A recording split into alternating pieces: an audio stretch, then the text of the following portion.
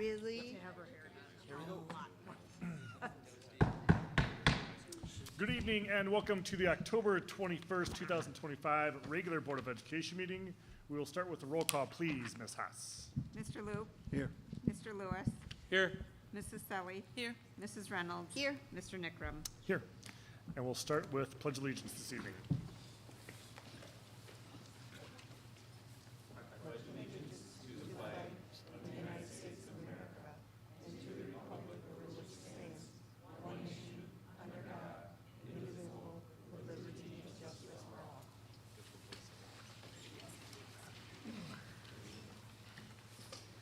And at the start of every school board meeting, we read our vision and mission statement. And our vision statement reads, achieving distinction in all that we do. While the mission statement reads, cultivate an inclusive, high-performing culture of growth and community. Moving on to item 2 this evening, School Board Appreciation Week, October 5th through 11th. Yes, before we begin tonight's agenda in earnest, I would like to take just a moment to recognize our school board members in honor of School Board Appreciation Week that was celebrated last week. While I know all 5 of you are not interested in being publicly acknowledged, I think it's important that we take just a moment to share some gratitude with you. Each of our board members plays a critical role in shaping the direction, priorities, and future of our school district. Their work often rests in careful weighing of complex decisions that impact our students, our staff, and our community each and every day. Serving on a school board is truly an act of public service. It requires patience, courage, and a deep commitment to do what's best for all children, especially in a time when public education faces both incredible opportunities as well as real challenges. Our board members Our board members volunteer countless hours reviewing data and information, engaging with the community, and making decisions that balance fiscal responsibility with the moral responsibility that ensures that every student has access to a high-quality education. Their work doesn't always come with applause, but it always comes with a purpose. Whether the times are easy or difficult, our board continues to lead with integrity, civility, and a shared belief in the power of public education, that public education builds stronger students, stronger families, and stronger communities. So on behalf of the entire school district, our students, staff, and families, I would very much like to extend my sincere gratitude to each and every one of you for your service, your partnership, and your unwavering support of our mission here in the school district of Fort Atkinson. So thanks for everything you do and for the difference you continue to make quietly, consistently, and with great care for the future of our kids in our community. So thanks to each and every one of you. Thank you.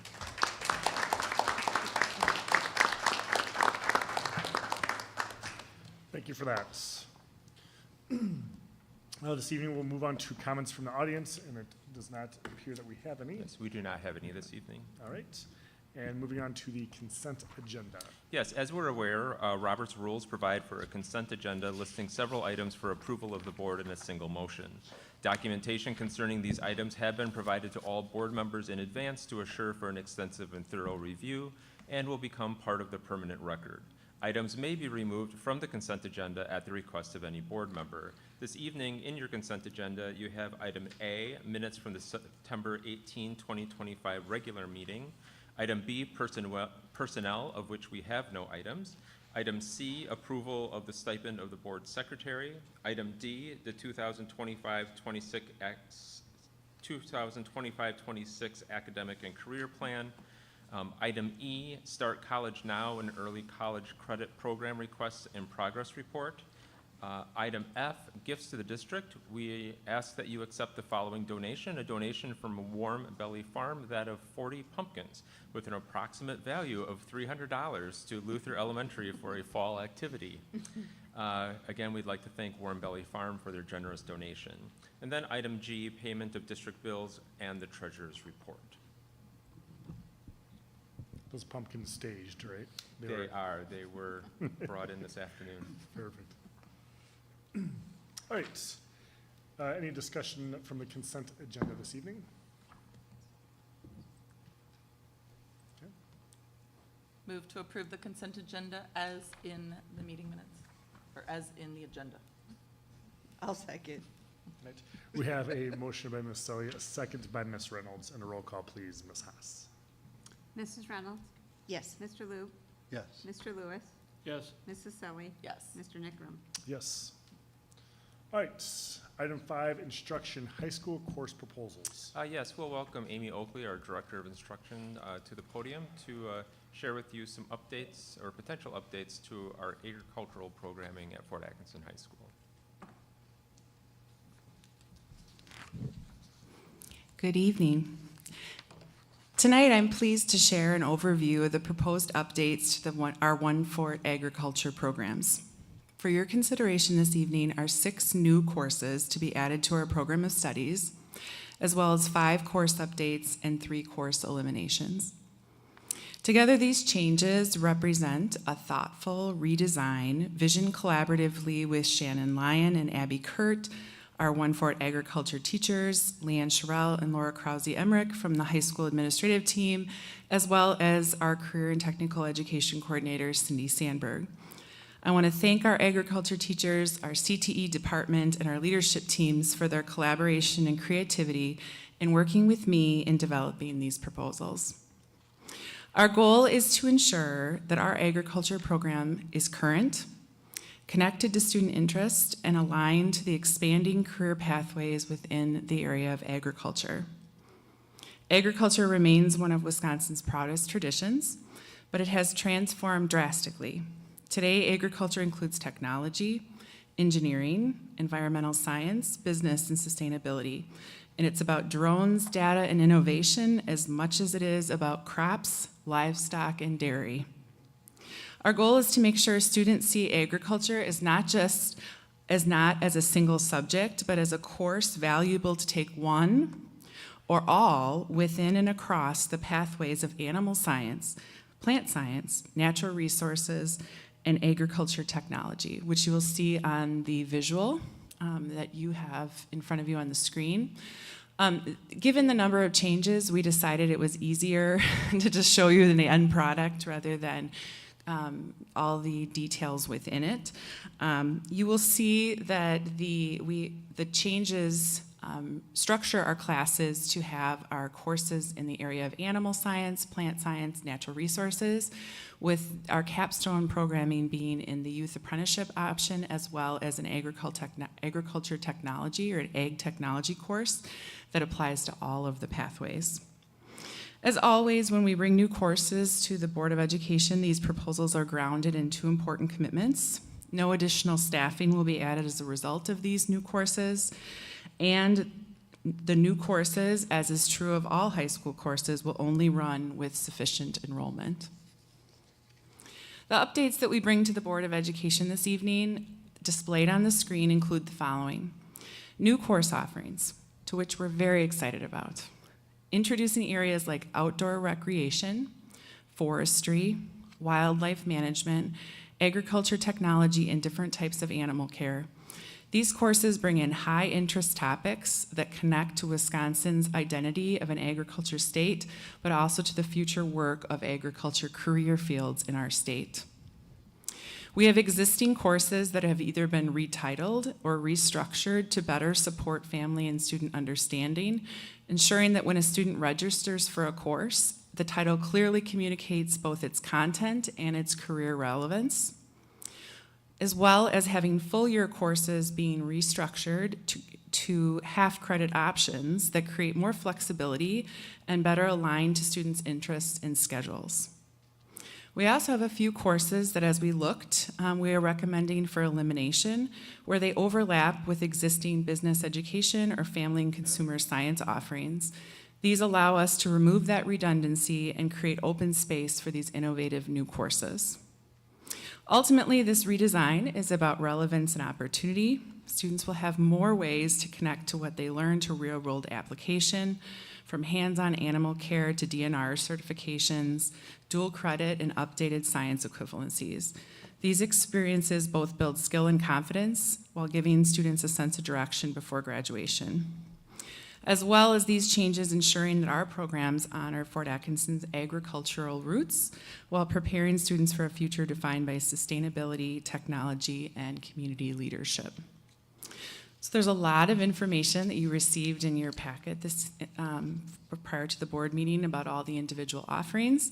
I'm joined this evening by Ms. Shannon Lyon, who is here to answer any questions you might have about specific course offerings or changes in the pathways. And we're happy to answer questions that you may have this evening. I want to say, I mean, some of these look wonderful.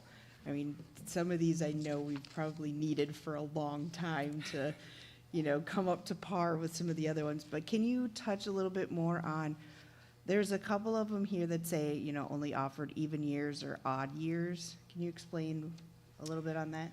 Yeah, so just due to staffing, without having to increase Okay. the FTEs, we just physically can't teach all of the offerings in a given year. Okay.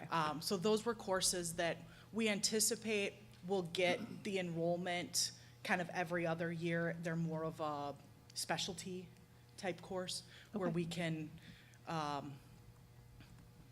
maybe not have the numbers every year, but if we do it every other, we're gonna be able to have a full course for that. Gotcha. Awesome.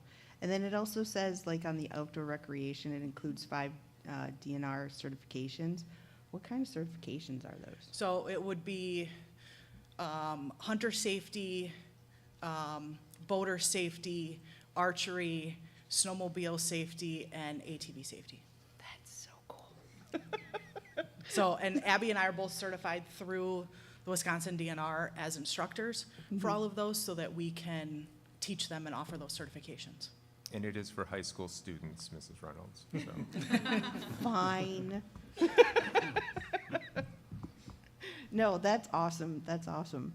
I think that is definitely, I mean, just looking at some of these, a lot of our students go into these fields after, and it's so great to have a start and then have the rest of our students be able to take this as an interest to see if it is something that they want to go into later. So I think it's wonderful. And we really tried to look at where some of those gaps were in the Yeah. pathways and be able to fill some of that in for students with an interest in these pathways.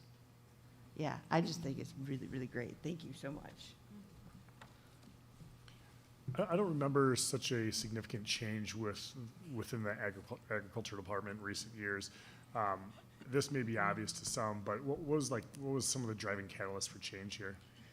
Well, it hasn't been changed Yeah, in a really long time. I've been in the district almost 20 years, and we've done little changes here and there, and it was just kind of time to update and revamp, fill in some gaps in pathways, make it a little more relevant to our students and the directions that they're tending to go, sure.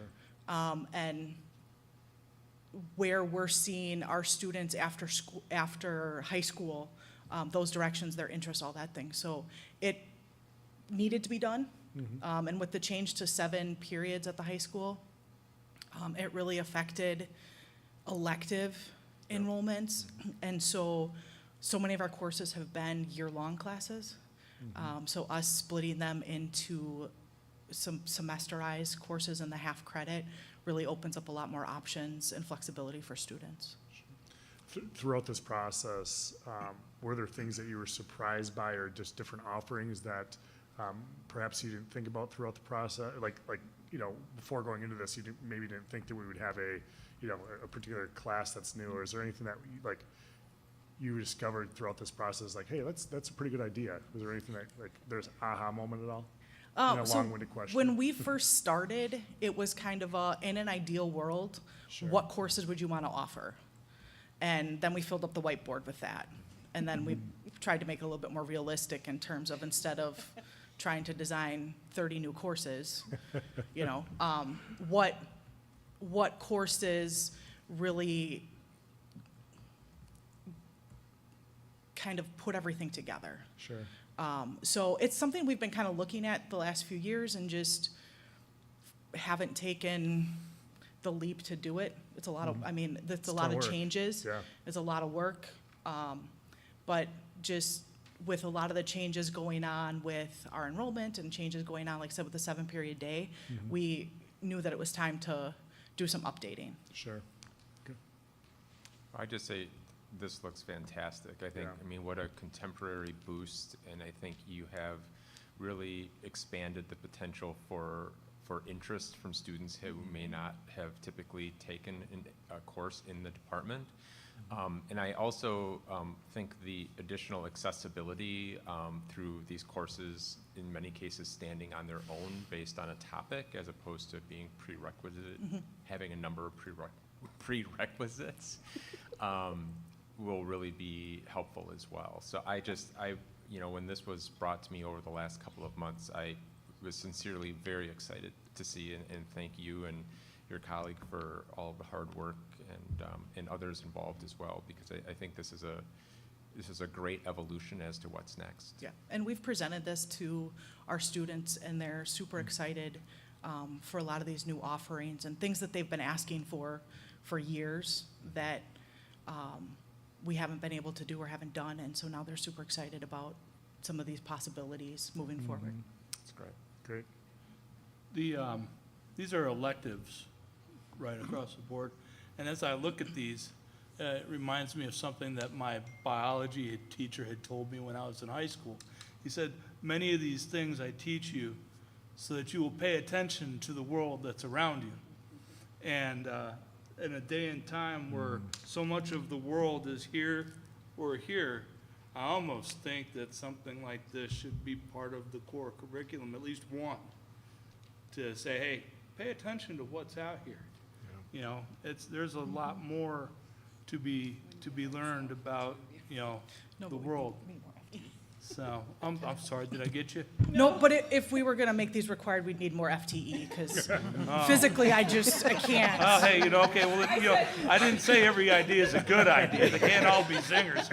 All right, but I'm just, I am, I did like seeing that we're pointing the interest away from the screen and, getting some outside exposure and paying attention to, being good stewards of our world and community. And it would be awesome if they were all required, but again, It would, I mean, just that'd be great for physically, I you. can't.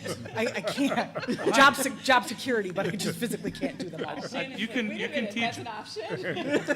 I mean, I know my, I have also, I'm gonna plug your organization as Kurt has been involved with the FFA, and you do outstanding work in that. Thank you. And it's been, from all the kids I've seen in that program and who go through your classes, it's very enriching and teaches a lot of responsibility and leadership. So, We do our best. well Thank you. done, well done there.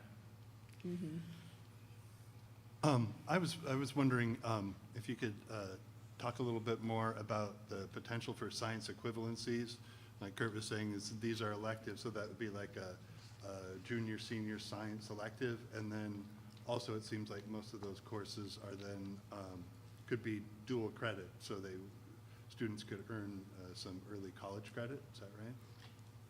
So out of the course offerings currently that we would be seeking science equivalency, that we will be working to update, not once this is finalized in terms of the program of studies, is going through the new science standards and realigning these courses so that students can get science credit, which would be for animal science and plant science.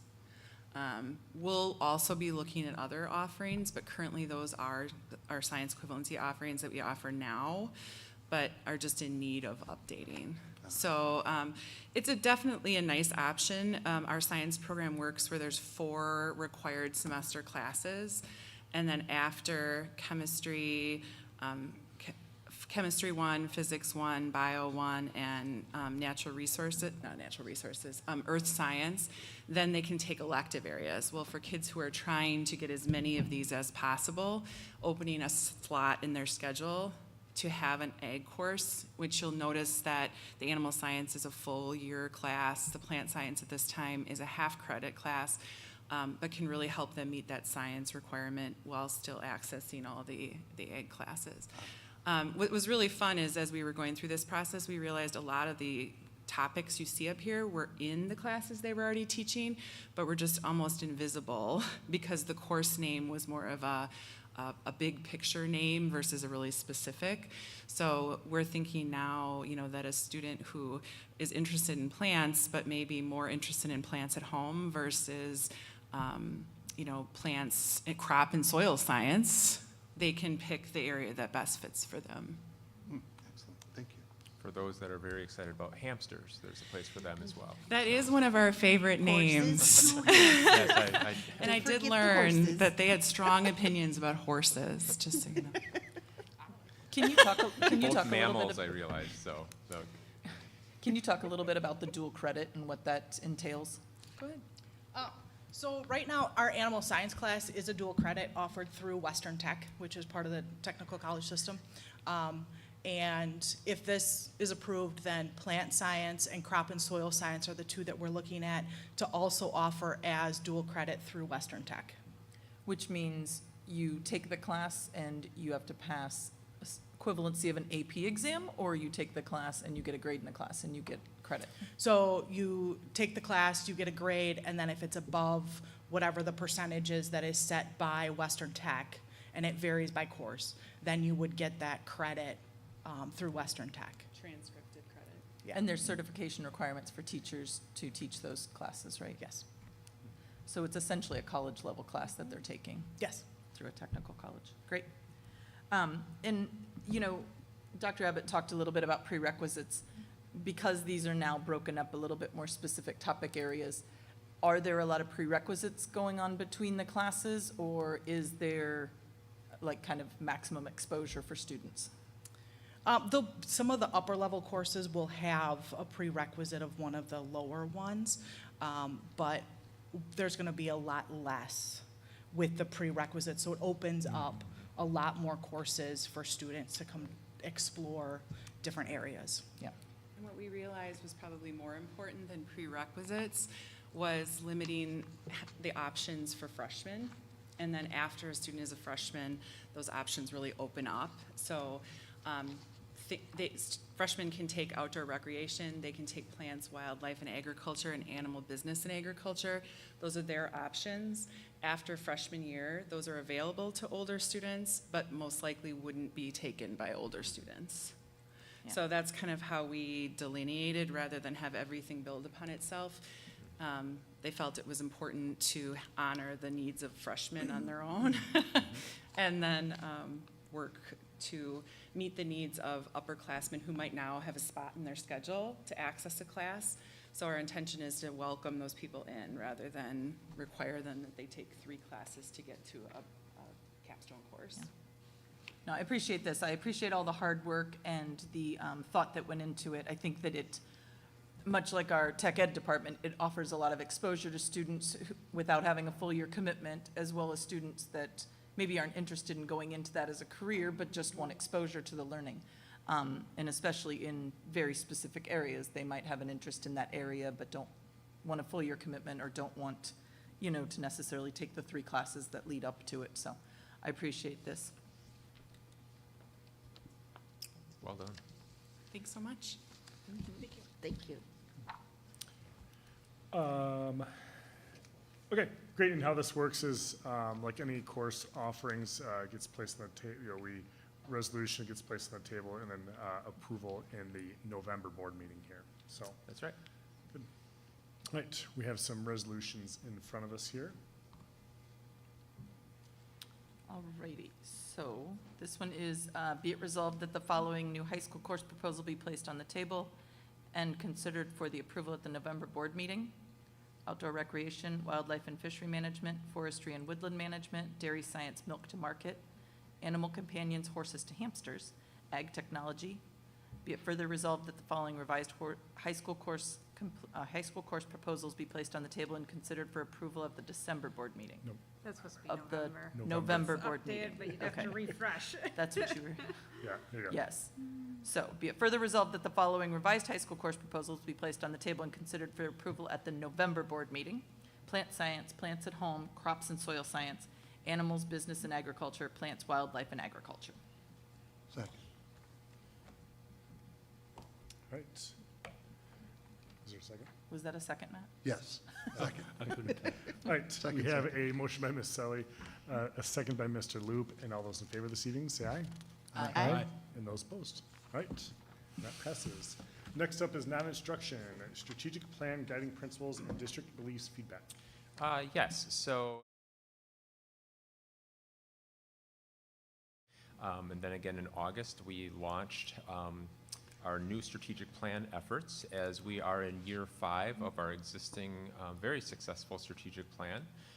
We also need to be planning for what does the work look like when this plan is completed. So we are framing and engaging with staff in our community to help design a new 5-year plan that will be in place from 2026 to 2031, which is, I Holy think, cow. still a little hard to Criminal will say believe. that almost, Yes, yeah. I know, correct.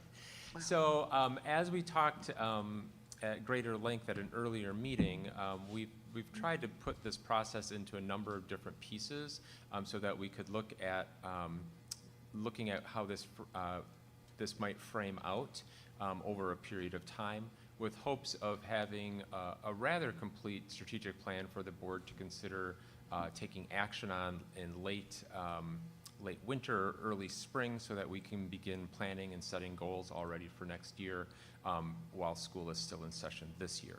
So the first element that we were anxious to take a look at was to reground and to firm into what is our why and what is our how related to our district beliefs as well as our guiding principles. We took a look at guiding principles and beliefs from the last strategic plan, and just as a bit of a history lesson, 5-6 years ago when we started working on the plan that we have in place now, the district beliefs and guiding principles were very, very lengthy. They were literally pages long and buried in documents that really never saw the light of day after they were approved, 10 years ago. And we are very happy with the iteration of guiding principles and beliefs that accompany our current plan, because we felt that they were much more concise and brief and easy to understand. And as we took steps into this new process, our sort of charge for ourselves was, how do we go about making them even more simple and easy to understand and more universal, such that they might actually become part of our strategic plan, public-facing elements over the course of the next 5 years. So when we talk about guiding principles, we talk about areas to which we are held accountable. So they ensure our schools run smoothly and responsibly.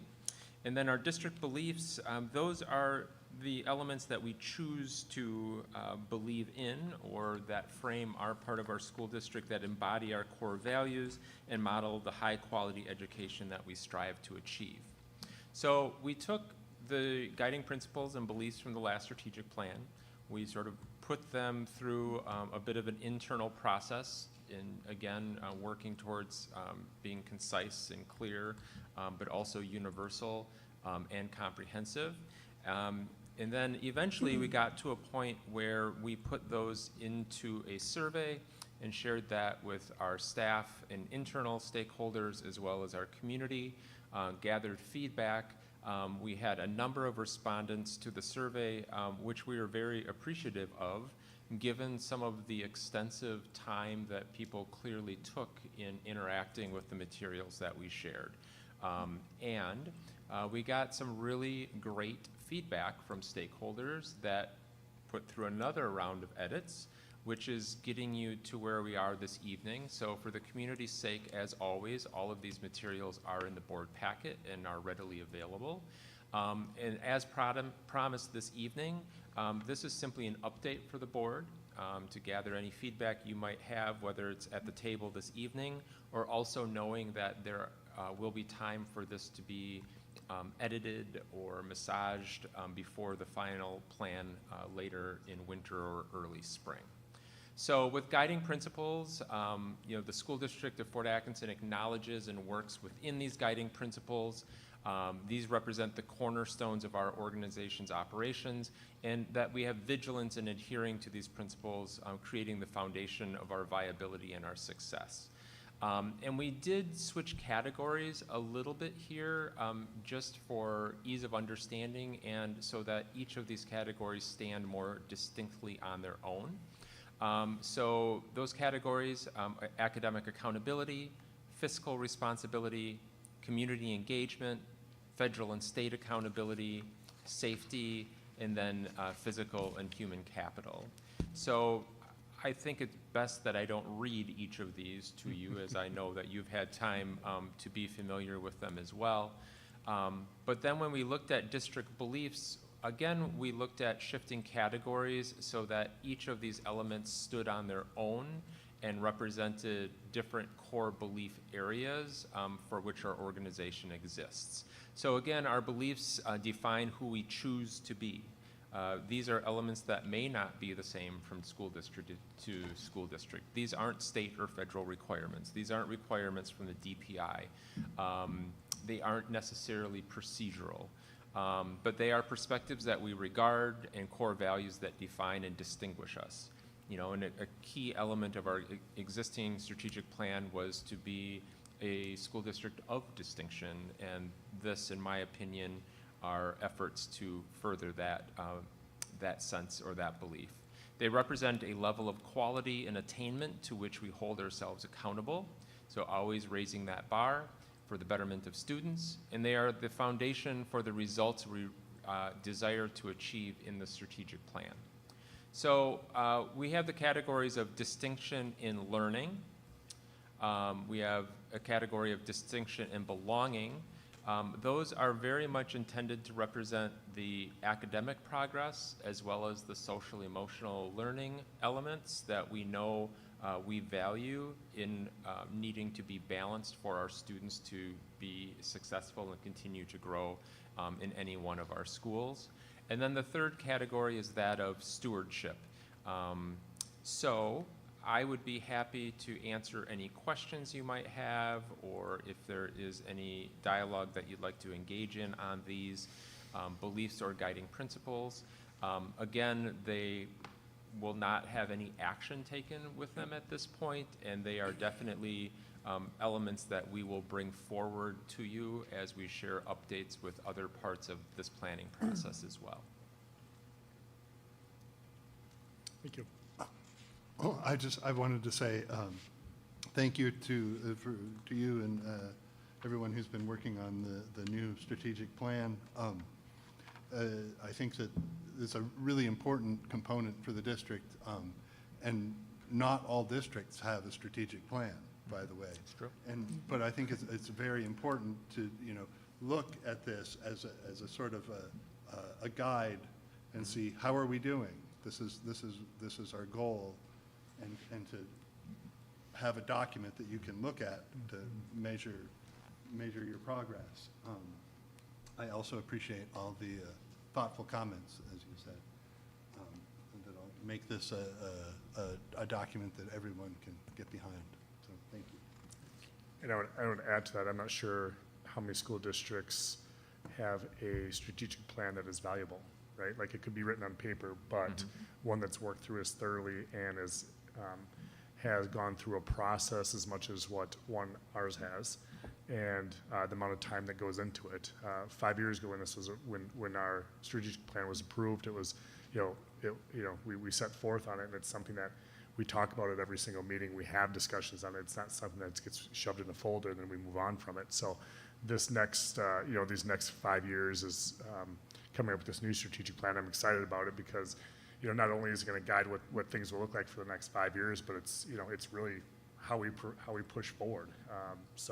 I'm excited to see what these steps look like, and I'm sure there's be lots of feedback between now and June. Yeah, I'm excited to see how this rolls out.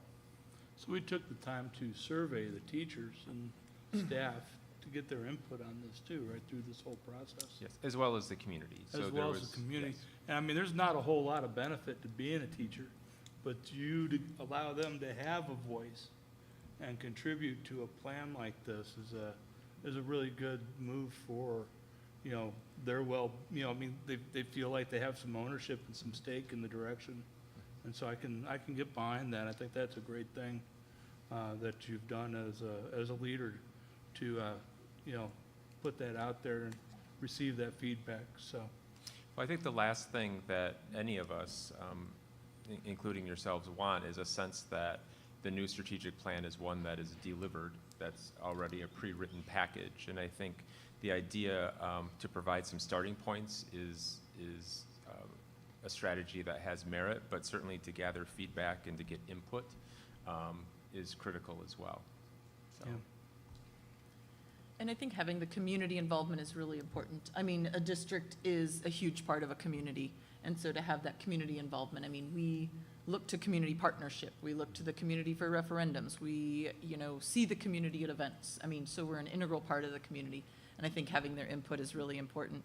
And I'll echo what Corey said, that, you know, this isn't just a poster that we put on a wall and never look at again. I mean, every time that we get a report out showing how we're achieving things in the strategic plan. And I also appreciate when I came in my first term on school board, I think the strategic plan right now was in its first or second year. I think it was ending its first year maybe. And I wasn't part of the process.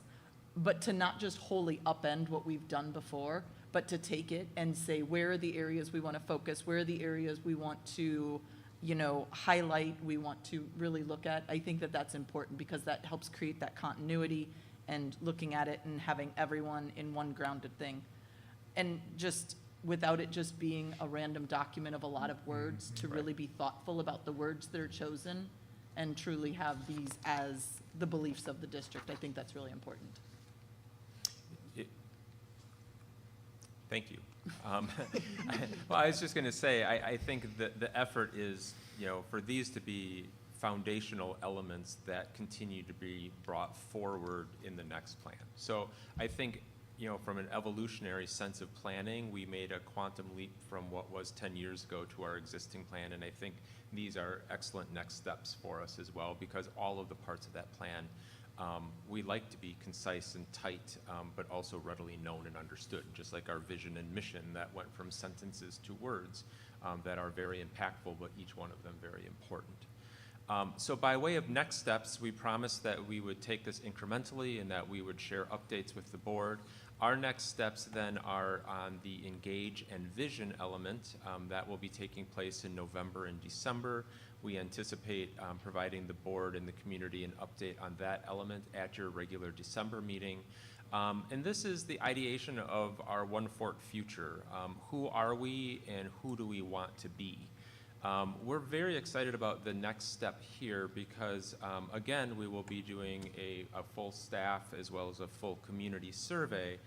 But we also have Paige Richards, who is a facilitator that we've used for some other projects, who has extensive experience working in cities, municipalities, and school districts, and is a very talented individual. We were actually able to secure her to come into Fort Atkinson, and she'll be facilitating 16 distinct sort of micro-focus groups that are representative of the external stakeholders, the community, as well as families, high school students, and then internal stakeholders as well. So from the business community to healthcare to everyone in between, community leaders to city government, you know, to teachers, to all of our staff groups, as well as students and others.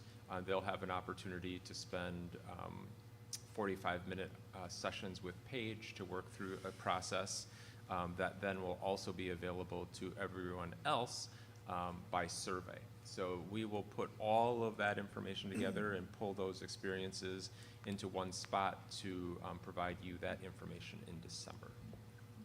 What I'm hearing from you is there's multiple opportunities to voice your ideas. Okay. We are very much trying to make it clear that there is opportunity for people to participate in the process and also impact, you know, the direction and action of what this next plan looks like. You know, and with the beliefs and guiding principles, the feedback we got back in that survey was very helpful in crafting a document that was better than what we had put out accompanying that survey. And I have no doubt that this next element will be even more impactful for us as well.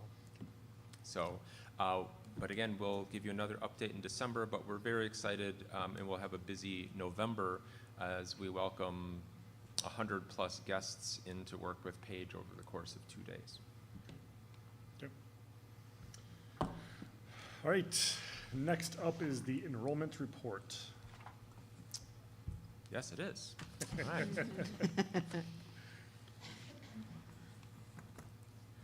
Each year, public schools count their students on the third Friday of September to determine the enrollment numbers used for per pupil state funding. The DPI uses a number of different calculations for a variety of different purposes. This evening, we will be looking at actual enrollment numbers, that is to say, actual students in actual classroom seats in our school district. In overall physical count, we have been seeing an expected decline in actual enrollment for the past few years. And to be very clear, as I have in the past, like the majority of public schools, I believe 90% across the state of Wisconsin are seeing enrollment numbers decline given census and other predictive information. Our neighboring school districts are seeing the same enrollment trends as well, and to some extent more rapidly declining than our own. You will see that we presently have 70 fewer students in our schools this year. Open enrollment is a mechanism that allows our resident students to apply and attend public schools in another school district, or for students from other districts to attend one of our Fort Atkinson schools. State funds travel with each of those students to the district where the student will attend school. Regarding our own open enrollment, we continue to be on the upside. That is, we are plus 28 students, that is students coming from other districts to join ours, with fewer kids going out to open enroll into other districts. Of course, we'd love to see that number continue to grow into the future, but we have been seeing it grow in the past few years as well. In your budget preparations, the next topic on your agenda this evening, we projected 2,207 students to be the count upon which your budget was created. That is noses in seats without getting into DPI calculations. And on the third Friday of September this year, we had 2,246 students. So while we are still down 3% compared to last year, we were slightly above projections, and 30 students is not something to shake a stick at. I think it's most helpful to look at enrollment data through the lens of cohort groups. That is to say, the same group of students from one year to the next. And when we get a student in our school district, we tend to keep that student in our school district. This slide shows that while our total enrollment is down, as has been projected for many years, we are not losing large groups of students once they are enrolled in our schools. Certainly some fluctuation in enrollment is to be expected as people move into and away from our district and or move into or out of our schools for other school options. In contacting other area districts, virtually all of them have seen noticeably smaller student populations in either current 4K or other early elementary grade levels, which is consistent with census information nationwide. It is not a Fort Atkinson only phenomena. And as we saw this year, we believe we have students who will enroll in 5K programming next year that are not currently enrolled in our own district-supported 4K programming. We will, of course, again be vigilant in our 4- and 5-year-old kindergarten registration and orientation processes. That begins already in late winter and early spring of next year to ensure that we are connecting with all families in our district and surrounding area who would benefit from our exemplary elementary programming. We're also excited to be continuing our Flourishing First Steps and Flourishing Next Steps programming, which has generated a great deal of interest and enthusiasm among people in our school district, as well as some guests from other school districts who are considering open enrollment. These programs provide free enrichment sessions for students birth to age 4, as well as their parents and caregivers. Children have the opportunity to strengthen their skills through exploration, discovery, and creative experiences, helping our littlest learners thrive.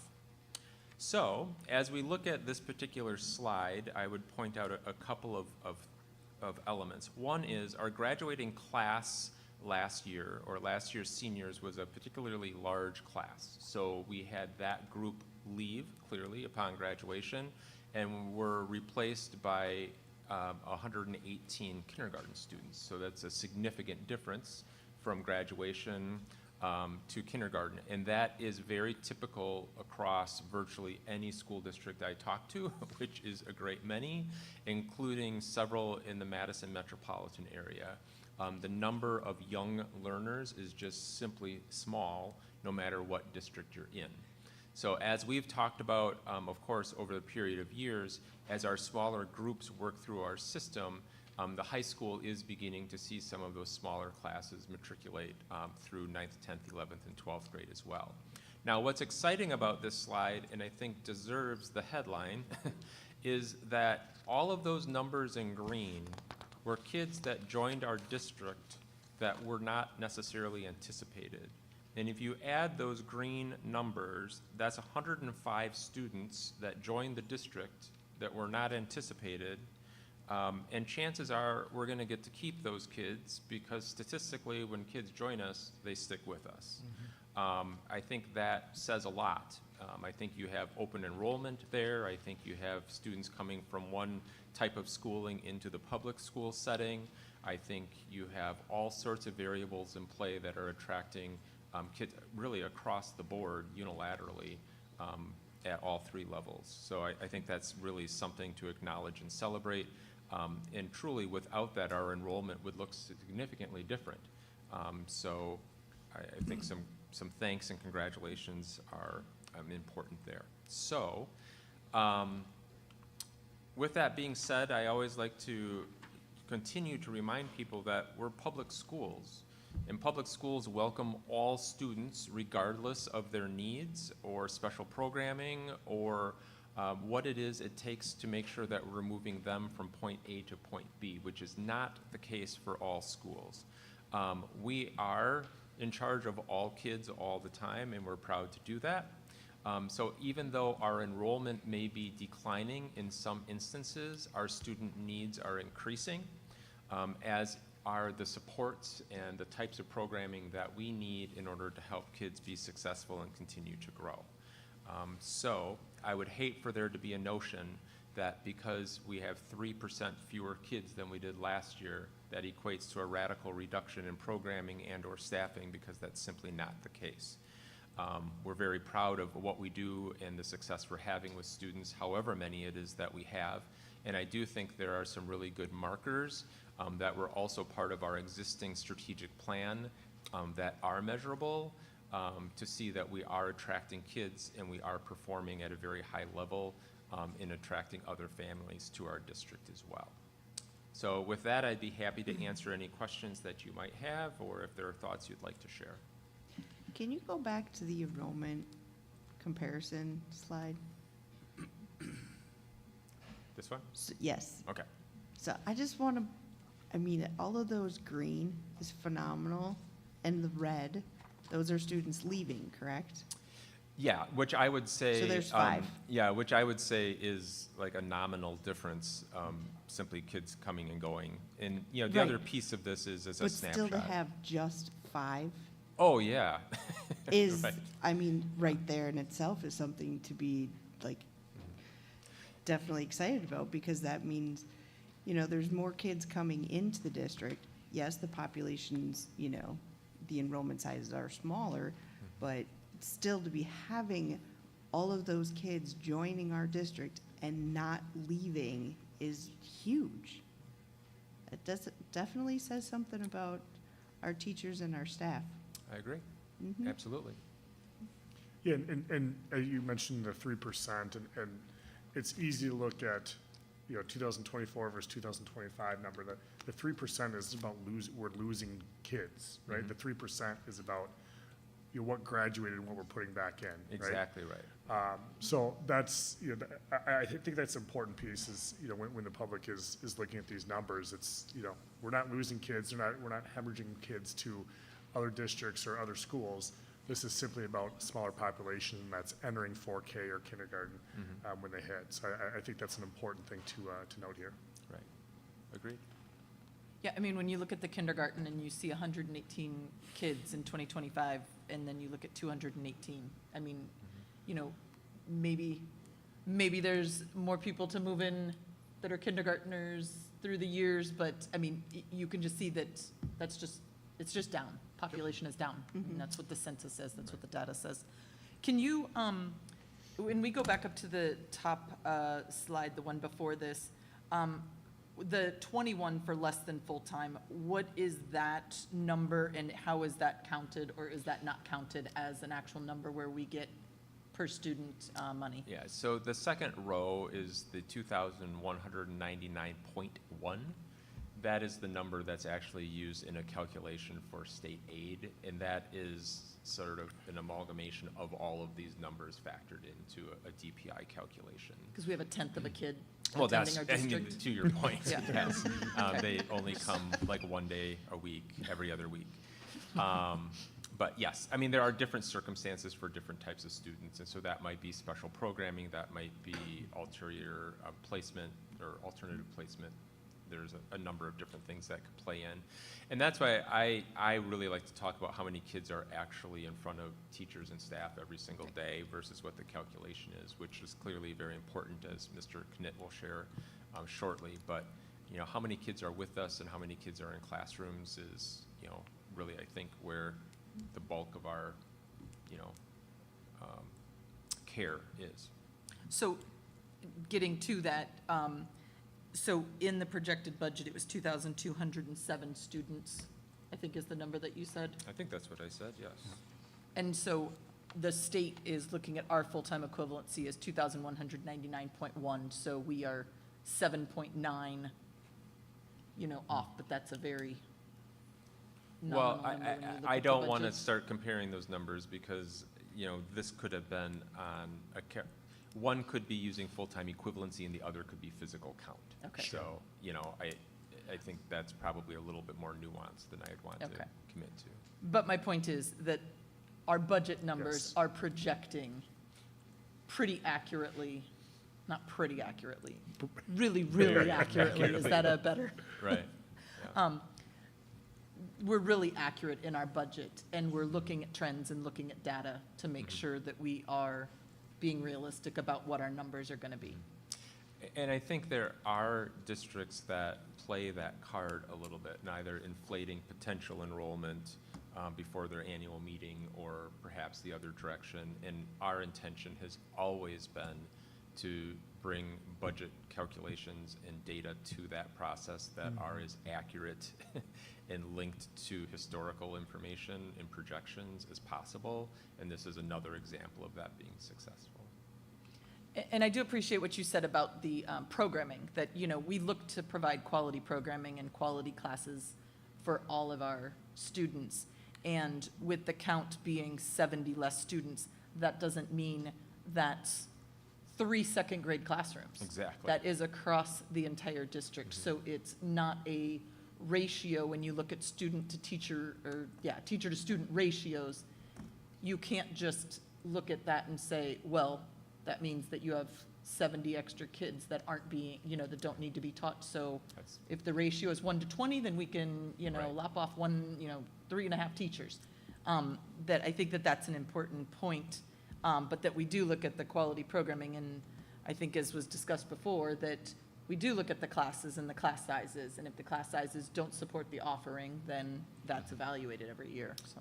I think that's very accurate, and I think what you'll see here in just a few minutes with your budget report is that, you know, we have been staffing to need at the elementary and middle school particularly over the past few years, and so we are accurately staffed in most places to the number of students that are in the system currently, and that's a process that will continue you know, in a prudent and methodical way.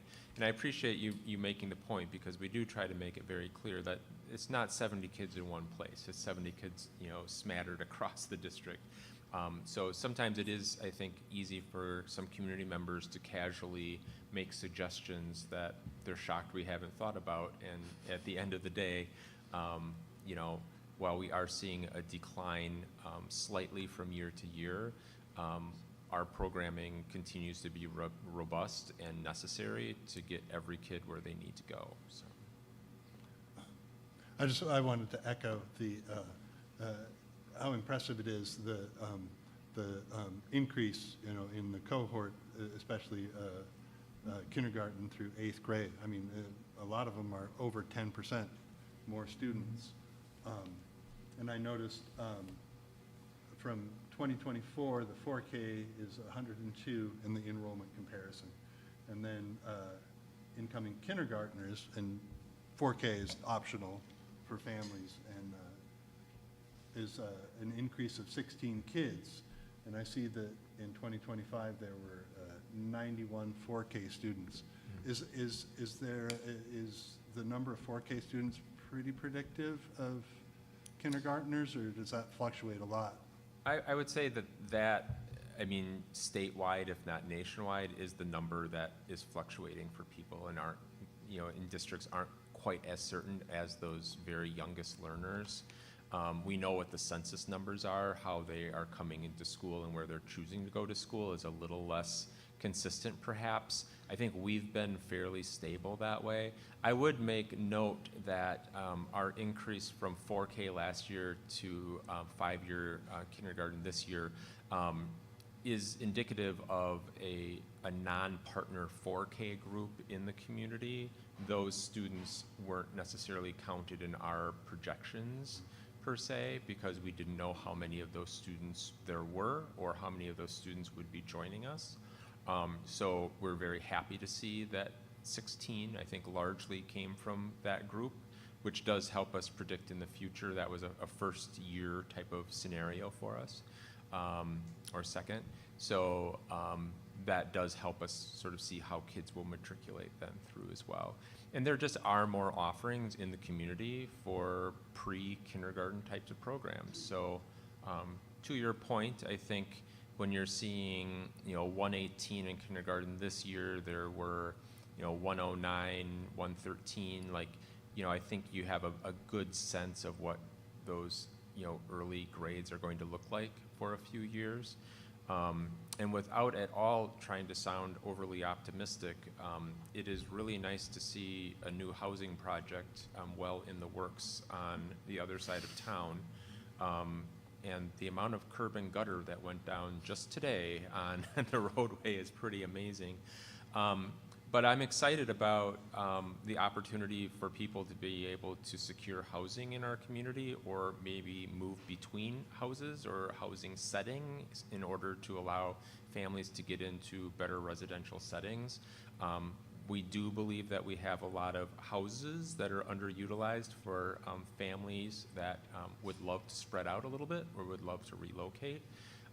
So while I don't know that we will see a huge spike in any one place, I don't think additional housing opportunities is going to hurt either. And especially in the current subdivision that's under construction, you have multifamily, you'll have a townhouse setting, and then you'll have single-family dwellings as well that's representative of sort of the total economic picture of our area with opportunities. So that, I think, does provide some optimism that even just 2 years ago wasn't something that we could talk about, because that wasn't happening. So I think those are good signs for us. All right, thank you for that. Moving on to item C of non-instruction, 2025-26 budget adjustments. Yes, we will welcome Nathan Knitt to the podium, our Director of Business Services. Also notice that all of the government students were able to leave. So You didn't get to stay for the budget didn't part? stay for the, sorry, Nathan, like, That's what I had. Levies and rates and taxes, oh my. Things after the meeting. unless it was your fault, I don't know. But And you dressed up for us, I'd say too. I no mean, comment. yeah. Here I was hoping to get, a "that's so cool" response to me presenting, and instead a lot of people walked out. I'll say it. We'll stay though. So tonight, we are going to review how tax levies are calculated. I will briefly touch on enrollment, following up on Dr. Abbott's presentation.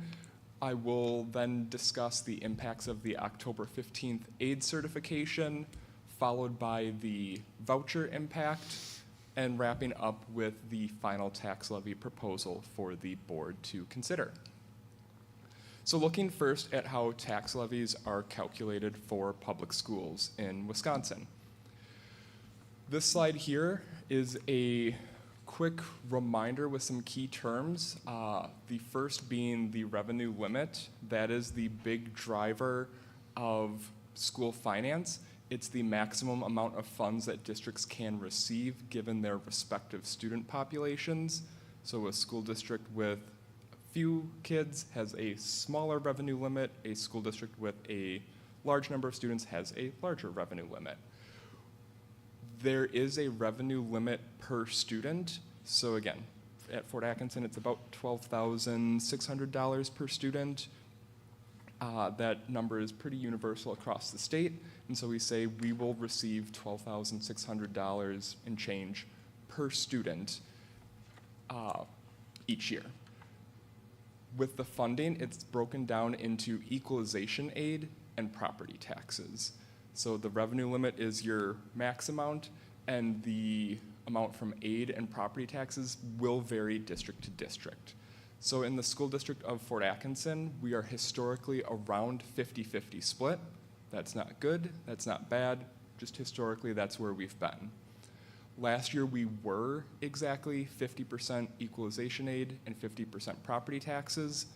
This year with the biennial budget, the state allowed a revenue limit increase of $325 per student. They did not increase the amount of equalization aid. So that $325 per student is all on the taxpayers. So we do see that shift to 52% of our revenue this year is projected to come from property taxes and 48% from the equalization aid. And again, as a way to recap this, equalization aid plus property taxes is your revenue limit, which is the max amount we can receive in funding. Talking about enrollment and how it pertains to the budget then, as I mentioned in my previous slide, it does depend on the number of students that we have in our buildings. This chart should look very familiar from Dr. Abbott's presentation. I have highlighted the full-time equivalency, the FTE. That is the number we use in school finance. We take the average FTE of the last 3 years, and that helps establish the revenue limit. So I won't dive too much more into the enrollment numbers, other than to leave you with the fun formula of how we calculate the FTE, which is the physical count that's conducted on the third Friday. So we look at our head count, we add in students who are open enrolled out, and we subtract students who are open enrolled in, and then we have the ad hoc adjustments that take place afterwards. So the full-time equivalency is looking at how many kids are within the boundaries of the school district of Fort Atkinson. That the open enrolled students in are counted as part of the head count, so we have to take them out to balance things out. To address the question of how do we have fractional FTE, 4K students are counted as 0.6 FTE, and students who are less than full-time are counted fractionally. October 15th is a very important day in school finance. That is when the state certifies how much aid we exactly get for the school year that we are in. Schools will receive estimates on July 1st, but final financial reports are due to the state in September, and the state will then calculate aid after school districts submit. So we do have some changes here. What was presented at the annual meeting for vouchers was a little under where we actually are. So we saw the voucher amount increase by $165,000 over what was projected. So the total voucher cost to the school district of Fort Atkinson for the 25-26 school year is $2,257,548. With the increase in the private voucher expense, that's one piece that's affecting the tax levy. Another is the equalized aid came in less than the July 1st estimate by about $62,000. Just as a point of reference, 71% of school districts in the state saw a decrease in aid compared to the July 1st estimate. So we are by no means alone in seeing a decrease in aid. Within the revenue limit formula, there were a couple other adjustments that netted out to a decrease in about $3,500, which when you add all of those pieces together, or I should say add and subtract, there's an increased tax levy of $224,077 compared to what was presented at the annual meeting in August. The tax levy is one piece that has been updated. The next two slides are going to be looking at our operating statement. So we're going to look to see what changes have occurred within the revenue side with updated information. The next slide will be expenses. So there were some pieces that changed. As previously mentioned in the last slide, we have an increased tax levy and a decreased amount of state aid. With updated information about where interest rates are headed, we are projecting to see a little bit less in interest revenue for this year. At the annual meeting and the preliminary budget presentations, it was discussed that the federal sources of revenue were going to be decreasing because the best information we had at that time was a couple federal sources were not going to be available to schools. Those decisions have since been reversed, and now districts can count on those sources. So we will be able to recognize that increase in federal revenue. And then the last piece is the miscellaneous revenues that tie up to about a decrease in $160,000. Net all of those changes in revenues together, and we do see a net revenue increase of $135,000 compared to the annual meeting. So it's nice to see that move in a positive direction. On the expense side, there was about $150,000 in carryover expenses from last year that need to be accounted for on our books for this year. So that does constitute an increase in expenses of $151,000. As mentioned previously, the voucher payments are increasing by $165,000. And then throughout the district, there were expenses that we were able to decrease by about $340,000.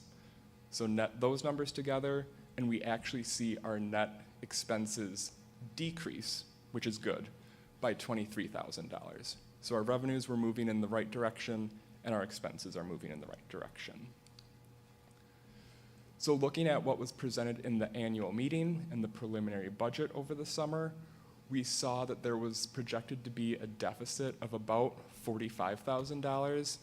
And now when you look to the updated information presented so far tonight, we are actually seeing we will be in the black by just over $100,000. And any difference in the positive amount at the end of the year would be contributed to fund balance. Next, next we'll be discussing the voucher impact on the tax levy here in the school district of Fort Atkinson. The chart here is looking at the history of the tax levy rate in the school district since vouchers started coming onto the tax bill. Vouchers first started appearing on the tax roll here in the school district of Fort Atkinson starting in the 2016-2017 school year at 2 cents out of the mill rate, or the tax levy rate, of $11.02. So a very small dollar amount and a very small portion of the tax levy rate.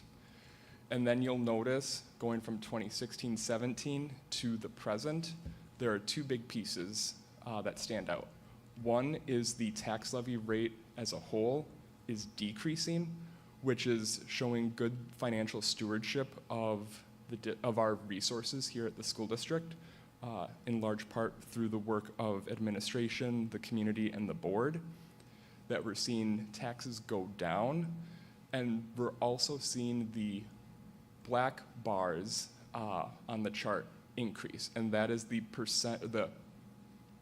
fraction of the tax levy rate that goes to vouchers. So it goes from 2 cents on a tax levy rate of $11.02 to 86 cents of a tax levy rate of $8.32. So we'll talk more about vouchers in a second, but that's a high-level overview of where we're at on that piece. And now we'll transition to the final tax levy proposal. As alluded to in the chart, we continue to see the tax levy rate decrease, but there are a couple pieces at work here. So we see the total tax levy amount go up by just under 2%. So from 21,434,000 to 21,837,000. Within that net amount, we do see the referendum debt drop by 25%, that the district is not proposing to defease additional debt, that we are only levying what we absolutely need to continue to operate our existing programs and facilities. So we are making the minimum required payment to service our debt. And we do see the general fund tax levy increase by 4.8%. Part of that is the increase in the revenue limit through the biennial budget, and that's also where the voucher piece of the tax levy increase that we see goes to. So we do see the tax levy amount, again, increase by about $400,000 out of $21.4 million. The tax levy rate, as a reminder, is a fraction that's the total tax levy amount. So we're taking that $21.8 million and it's divided by the value of all properties that encompass the school district of Fort Atkinson. So with fractions, we're seeing the numerator go up a little bit. The property values, on average, according to the Department of Revenue, who the district receives that information from to calculate the tax levy rate, on average, property values went up by 10.5% here in the school district. So you're seeing a numerator go up a little bit, you're seeing a denominator go up a lot. And that's why you can say our tax levy amount is going up marginally, but the tax levy rate is actually going down. And I'll illustrate with a theoretical example in a slide or two to further illustrate that point. The piece I do want to caution to the board and to all community members, the tax levy rate is looking at all 9 municipalities that feed into the district, and those amounts are going to vary by municipality. That I said the average increase was 10.5%. One of our municipalities saw a 6% increase, one of them saw a 20% increase. So the tax base is shifting a little bit, and we'll see those final numbers when taxes are certified and sent out to the municipalities. So just as a heads up that the numbers we discussed tonight are on average for the entire district. And as a reminder that the 24-25 tax levy rate was $9.02 per $1,000 of equalized property value. Again, that comes from the Department of Revenue, the property value piece. So it was $9.02, $8.19 of that $1,000 stays here in the district for us to use to operate. 83 cents of that 902 tax levy rate goes to the voucher program. And for the 25-26 school year, the tax levy rate is dropping to $8.32. with $7.46 of that staying here and 86 cents going to the voucher program. So as mentioned, when it comes to examples of, I'm talking about tax levy amounts slightly increasing, but the rates going down, what could that look like for community members? The example here shows a theoretical house that's worth $100,000 for the sake of easy multiplication. So imagine a house worth $100,000 that's in the boundary of the school district of Fort Atkinson at an average tax levy rate of $9.02 last year. They would have paid, theoretically, $902 for school property taxes. That same house, no changes, no big projects or anything on the house, just same house, a year later, bringing up to today, would be worth $110,500. Again, assuming roughly a 10.5% increase. The tax levy rate, as mentioned before, is $8.32. So when you factor that in, the amount that that household would pay in property taxes that would go to the school district would be $919. So you notice that, yes, the amount of taxes paid goes up a little bit, but the rate goes down.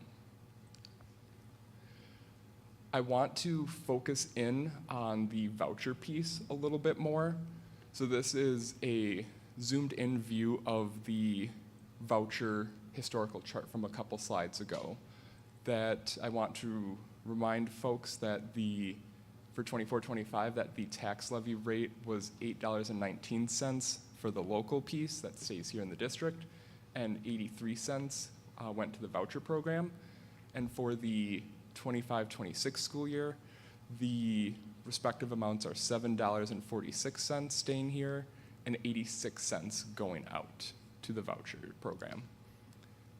Same house as a couple slides ago, still same property value, still the total amounts are the same, but breaking down now that the school district piece that we would have received on this theoretical house last year would have been $819, and the voucher portion of that tax was $83. Same house again this year, increased property value. The portion that stays here at the school district is $824, and the voucher piece is $95. This illustrates that the voucher program is the main driver of the tax levy increase, or the increase in the tax levy amount. Again, even though the property values, which the district does not have control over, the rate is going down, that an average household could see taxes go up a little bit. But this also highlights, again, the district piece is staying relatively flat, and that's through careful stewardship of our financial resources. To highlight a lot of information that we covered and where this all goes going forward, tonight the board will vote to certify the final tax levy. By November 10th, the business office will be in communication with all 9 of the municipalities that feed into the district and communicate the tax levies. And then throughout calendar year 2026, we receive those tax levy funds for operations. At this time, I'd be happy to address any questions, comments, or concerns from the board. Thank you for the presentation. Thank you. I mean, at best, you're trying to hit a moving target, it seems sometimes. Everything is very fluid when you're having to deal with how much is this going to be worth versus that and expenses. But I was looking at it said we saved almost $300,000 in miscellaneous expenses or something like that in an earlier slide, right? Yes. I mean, on top of, trying to, increase the revenues, and,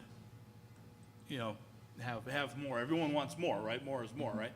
But, the responsibility of making sure we're utilizing what we have with good faith and stewardship is good. how did we achieve that? Yep, so the miscellaneous expenses are a combination of staffing updates from the annual meeting to present. So if a staff member was on family insurance and left and they were replaced with a staff member who was on single insurance, that would be part of the miscellaneous expenses. Another big piece within the miscellaneous expenses is the accounting for open enrollment, that in the budget projections, we had assumed that there would be more kids open enrolling out, which is classified as an expense, versus what was reported on Third Friday. So with fewer kids open enrolling out, we were able to decrease expenses. Yeah. So a combination of those factors, adjustments in department and building budgets would be, when you add all those pieces together, it gets you to that reduction in expenses of $340,000. Hey, you know, a penny saved is a penny earned, right? So, hey, once again, I really appreciate your explanation on this topic. I know, you know, at times it's probably good nighttime reading, but it's super valuable that people understand how this works, so that way they know what their, you know, school district is doing. So thank you. So just to, I mean, I think that your explanations are very clear, and I mean, I've been listening to presentations on the budget as a school board member for a few years now, and every time my head's still lots of numbers and lots of percentages. And so when we talk revenue limit, we are talking the maximum amount we can get from taxes and state aid. Correct. And that includes any approved referendum, because I don't want that to be something that's brushed under the rug, that the referendum was critical for us to be able to go up to our operating, you know, budget of what we see as being fiscally prudent, but this is what we need. But my question is, that revenue limit per district without the referendum, that was what, back in the 90s that it was like set, and then it's had very, very small incremental increases? Correct. Yep, so to address your comment and question in layers, the operational referendum that we're operating under is built into the revenue limit. So I mentioned the revenue limit is just over $39 million.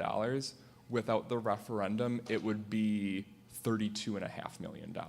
So we can just say $6.5 million of revenue right off the books, to address that comment. Right. The question on the historical pieces of the revenue limit, yes, it was implemented, I don't remember the exact year, but it was early to mid-90s, and a snapshot of spending per student at that time, and then subsequent state budgets would make minor adjustments to the revenue limit. And not anywhere near the 3% of typical, what we think of as inflation, annual inflation. Correct. And, I mean, I think that that's important. I mean, we have teachers who weren't even born when the revenue limit was, you know, set, and then incremental changes.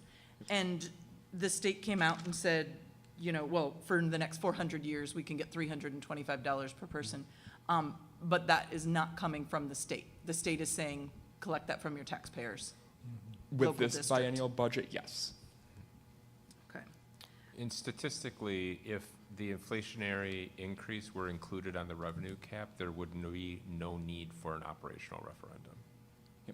Right. Yep. I Yeah. mean, so, I mean, without going down that trail too far, but just, those numbers might sound small, but had that been paired to a basic inflationary variable, of which clearly it should have been and still could be, we would not be in the cycle of needing an operational referendum. So one could make the case that the operational referendum is making up the difference of what inflationary increases could have, you know, because I think you started with the tax levy, including the referendum. Those are the dollars we need to operate in the way that we need to operate for this year.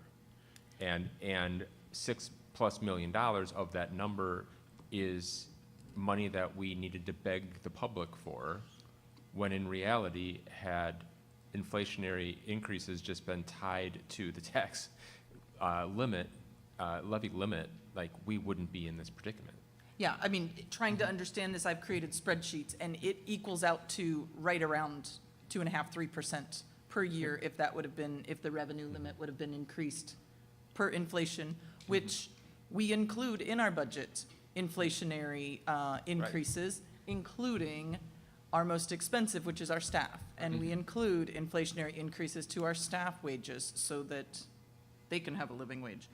Has there ever been discussion by the state, I'm gonna shift to vouchers, has there ever been discussion by the state to collect vouchers directly from taxpayers to the state rather than having it be hidden within the school district?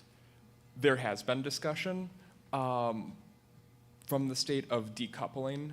That's the educational jargon term of the state financing two school systems through two separate mechanisms.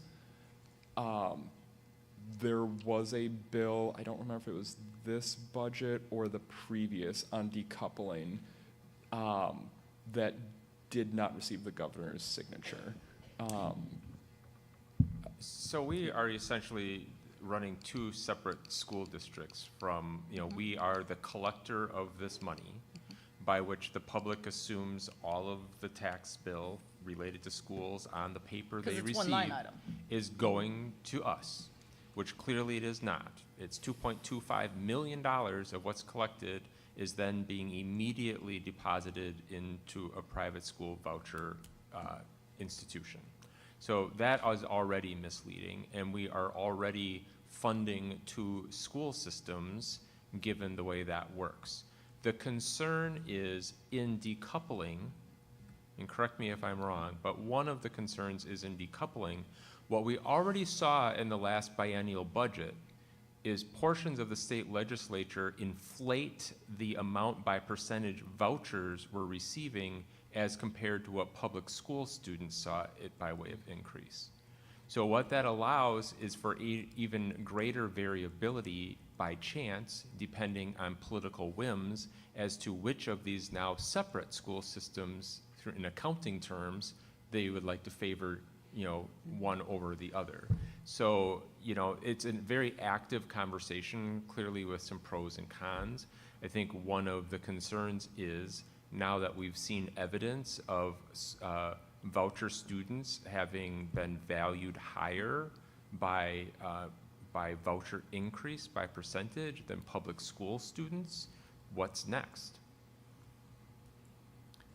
So you're saying $2 million and the amount of tax, the levy amount is $21 million.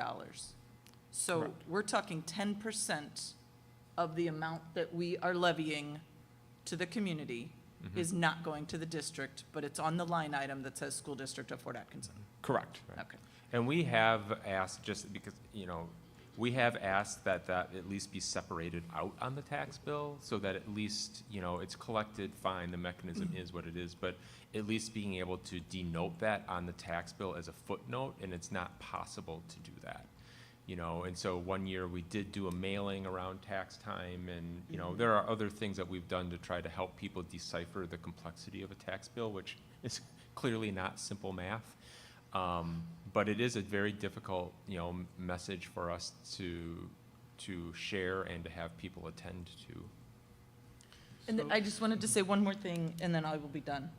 I just think it's really, really clear, the tax levy rate is going down. We are not telling community members who pay taxes that their taxes are going down. Because the only thing we can control is our budget and how much, we're capped at how much we can collect. We have no control over how much property values are worth. We have no control over how many property values are being collected from. All we can do is say, we are being fiscally prudent on making sure that we are operating within a conservative budget, and your tax levy rate is going down, not your taxes, because I think that that's a confusing thing, and I think that that's really important to be clear. Yep, you hit the nail right on the head with what's happening, that, and again, from municipality to municipality, the amount is going to change as well. So this is not, folks will see different amounts. But again, what you said is exactly correct.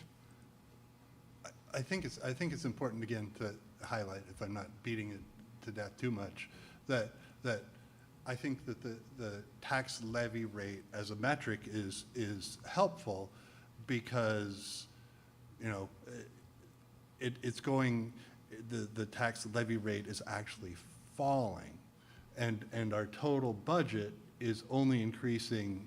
It's a negligible amount, really, when you think about, you know, how much more percent do you pay for eggs this year than you did last? How much, you know, for everything, that the school district has been such a good steward that we are functionally doing more with less.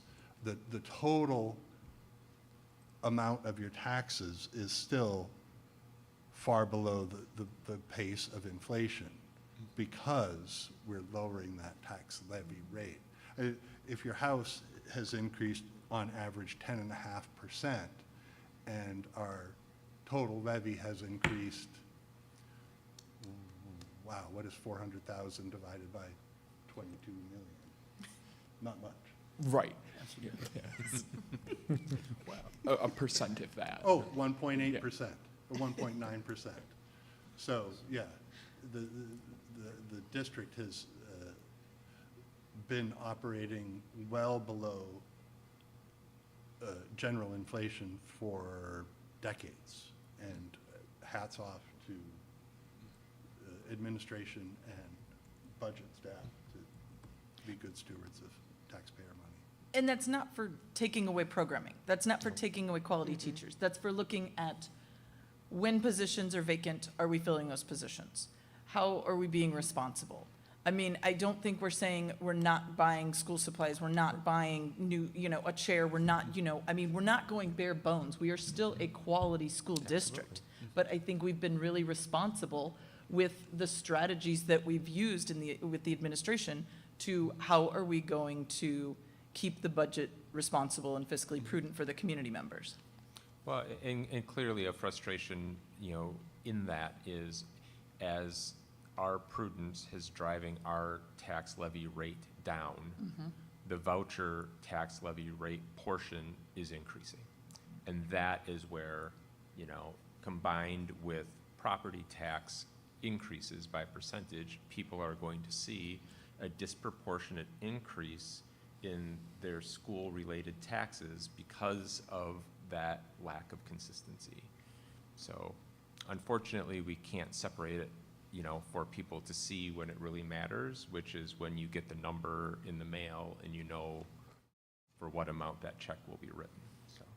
And I believe, if I'm not mistaken, when we were talking about this a number of months ago, is that the value of the voucher for, I believe, a high school-aged student is more for a voucher than what we are provided for a high school-aged student. And secondly, you know, as you flip through these slides, it's clear that every dollar is accounted for in what's happening here. But yet the 2.25 million that's going out, we have no idea who, what, when, why, or how that is for. Is that correct? Correct. Exactly. So, let's say you know, further trying to understand the levy, the voucher, all this other stuff. Good luck. Thanks, I'll show thanks. you my spreadsheets.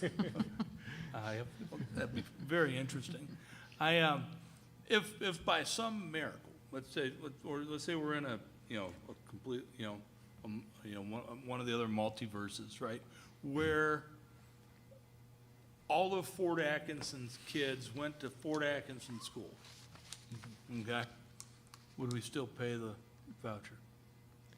If, just to make sure I'm understanding your question. So if we didn't have anybody going out to another school, based on the way the state has this done, do you still pay, does the community still pay the same voucher? Because it's essentially going to the state to be redistributed to the schools. Would we, as a community, still shoulder that voucher amount if all Fort Atkinson kids went to a Fort Atkinson school? For it's a public school. School district, school. The spirit of the question you're asking, the answer would be no. And I make that slight distinction of if schools were not, if the only school district, or only school system in the If there school were district of no Fort other Atkinson. schools in Fort Atkinson. Correct, And they had to go here to a Yep. school district school, would Yep. we still pay the voucher? We would not. We would not, okay. Yep. So again, I just want to clarify that my hesitation in answering or trying to be careful with the words I'm saying. With voucher eligible schools, they are able to receive students who wouldn't be coming to Fort Atkinson anyway.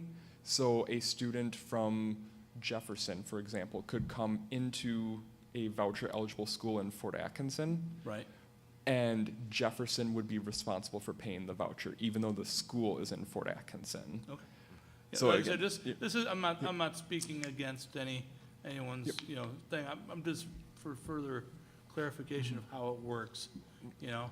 Well, I think to perhaps to illustrate your question a bit is, and I don't have the percentages at the top of mind, and I'm sure you don't either, but we just got some numbers today as to, you know, the percent increase in voucher cost is not necessarily directly related to that many more kids being associated with vouchers. It's also the cost of the vouchers. Right, well, we You know, pay more so- to a voucher than we get for the kid. So Who's here, statewide, so this yeah. is a very common conversation right now because what we're talking about is replicated in many, many districts across the state. I'm gonna have to come sit down with you and learn someday. We could potentially, we don't know, but we could potentially have less students receiving vouchers, but the percentage increase has gone up.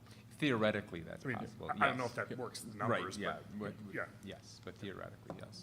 But the vouchers follow students who are in the school district and are not attending the public school district school at a voucher eligible school. Correct. We believe that to be the case. One of the frustrations we have is that we are not, as a public school entity, privy to the list of students receiving vouchers from our school district. So the amount of transparency that we are trying to provide Right. today of everything that's in the Right. budget, everything and how we're collecting it and how the tax levy rate is all figured, that's still a little bit of a black So hole. all of our school performance indicators, all of our demographic information, all of our financial information, the list goes on, is 100% publicly transparent and is reported annually. None of that is the case or required to be the case in other situations. So, you know, it's very frustrating then when we would love to be able to cross-reference, and certainly not inferring malfeasance, but just for peace of mind when we're talking about the numbers we are, to be able to cross-reference, you know, addresses to students to point of district origin to where their, you know, voucher is going, is an activity we would actually participate in just for peace of mind, because that's a level of detail that we do everything else in the school district. And we're unable to do that. We're not allowed to do that, which is also frustrating. 10 students is over $100,000. Absolutely. So that's, I mean, you're not Absolutely. talking big numbers, but you're not talking big numbers of students to have big numbers of money. Right.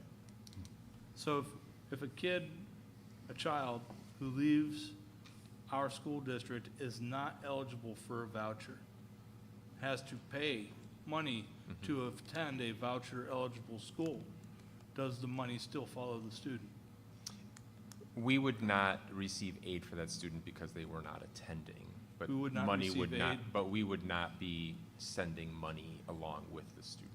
So it's still, we're not gonna give you Well, the money. we you still have to receive pay. aid for the number of kids in attendance, essentially. Yeah. So, Okay.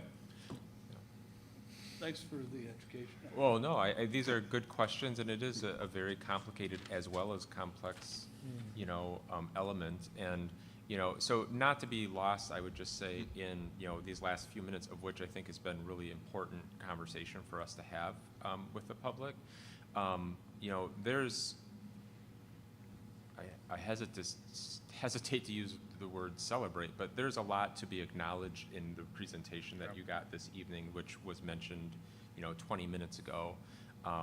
Given the prudence of the board and the community, the administration, the teachers and staff, in order to have a budget that's as in line with the projections, as well as in line with what we knew would be declining enrollment over the years, to be able to offer the goods and services and programming that we are, with measured, very publicly known success as well. So, as frustrating as some of these other elements are, I think you and we should be really proud of the fact that when we talk with people about additional funding through referendum, we are being very clear and honest that we are doing everything we can to keep our costs and expenses in check so that it's proportionate to our enrollment and the actual needs versus the wants of the school district. And I think that's really important, demonstrated on this right here, that the school tax levy, the amount that we are levying, which is the amount that is our total budget, minus the amount we get from the state, which we're not getting as much as we expected, that we're only increasing by 1.88%. I mean, I think that, you look at normal inflationary increases, and that's well below what we normally see. So I think that's demonstrated right there. But again, I will say, this is not saying anybody's taxes are going down, because the only thing we can control is the tax levy rate based on our revenue limit. All set? All right, we have a resolution in front of us, and again, it doesn't have to be read word for word here. Come on. Oh, this is the budget adjustments one. Yes. Okay. Let me try this. Move to approve the non-instruction item 6C as written. I'll second. Okay. We have a motion by Ms. Selly, a second by Mr. Lewis, and a roll call, please, Ms. Haas. Mrs. Reynolds? Yes. Mr. Loop? Yes. Mr. Lewis? Yes, Mrs. Selly? Yes. Mr. Nickram? Yes. All right, and moving on, we have another resolution under certification of tax levy on item D. Be it resolved that the tax to fund the 2025-26 school district budget be set at $21,837,205, and that the necessary certification of said levy be forwarded to the clerk of the city of Fort Atkinson and the clerk of each of the appropriate townships. A second. Right, we have a motion by Ms. Loop, a second by Ms. Selly, and a roll call, please. Mrs. Selly? Yes. Mrs. Reynolds? Yes. Mr. Loop? Yes. Mr. Lewis? yes, Mr. Nickram? Yes. All right, items for future board meetings. Yes, we have a couple of busy months coming up. You'll receive a behavioral mental health services report, a district technology report, an update regarding SDFA facilities planning, as well as an SDFA population study. Of course, as you heard earlier, you'll get an update in December on the strategic plan, as well as a data review. And then later this fall, we'll start talking about school board election information as well. Lots and lots going on next couple months here. That's right. All right, item 9. Anybody? Be it resolved that the Board of Education adjourn. Second. All right, we have a motion by Ms. Reynolds, a second by Mr. Loop, and all those in favor this evening say aye. Aye. All right, we adjourn at 7:13 this evening.